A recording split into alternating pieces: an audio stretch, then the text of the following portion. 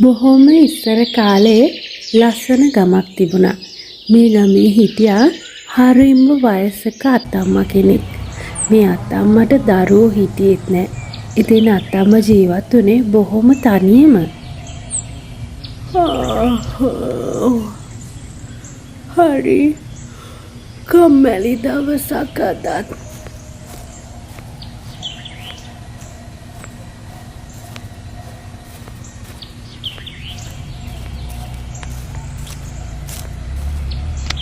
Mopya මේ තනි පංගලමේ උදහැරකීම බැහැරක්වත් යනවද?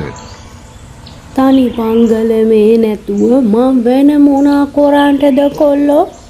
මොකද මට කියලා දරු මල්ලෝ ඉන්න එකක් ඈ.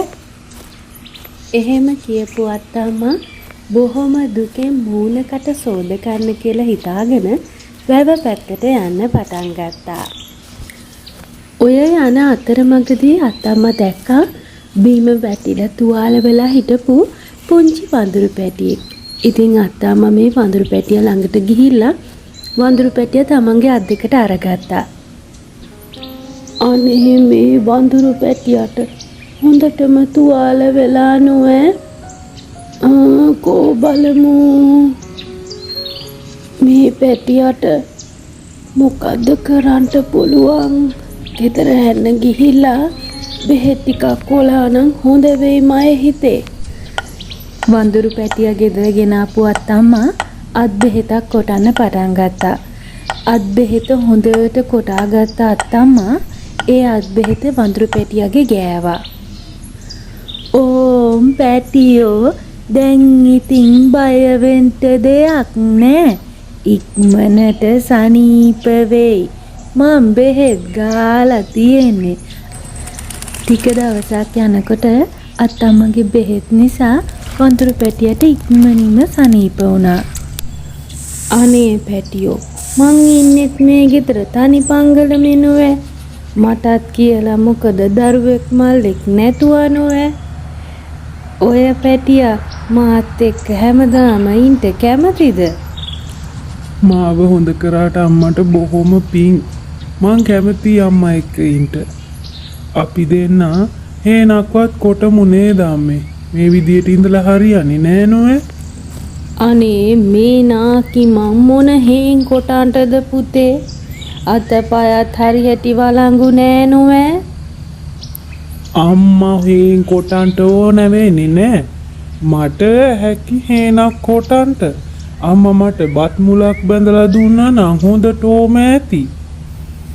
ඉතින් මේ පුංචි වඳුරු පැටියා පහුවදා උදේම හේනට ගිහිල්ලා බිම සකස් කරලා මුළු හේන පුරාම පුහුල් හිටෙව්වා.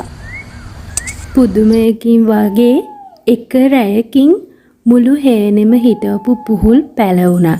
ඒ වගේම ඒවයේ මල් පිපිලා ඉක්මනින්ම පුහුල් ගෙඩි හටගත්තා. පහුවදා හේනට ගියපු වඳුරු පැටියට බොහොම පුදුම හිතුණා. ඉතින් වඳුරු පැටියා ඉක්මනින්ම පුහුල් කඩාගත්තා. ඒ ගෙනාපු පුහුල් වලින් ගෙඩියක් අත්තම්මා උයන්න හිතාගෙන කැපුවා. එතකොට තමයි ලොකුම පුදුමේ සිද්ධ වුනේ. ඒ පුහුල් ගෙඩිය ඇතුලේ පිරෙන්නම හාල් තිබුණා. ඉතින් අත්තම්මට පුදුමයි වගේම ලොකු ලෝභකමකුත් ඇති වුණා.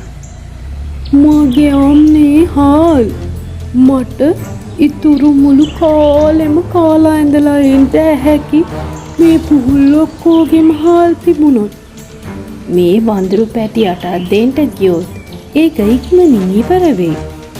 ඕක මාරලා දැම්මනම් හරි. කවුරුත් දන්නේ නෑ නෝවේ.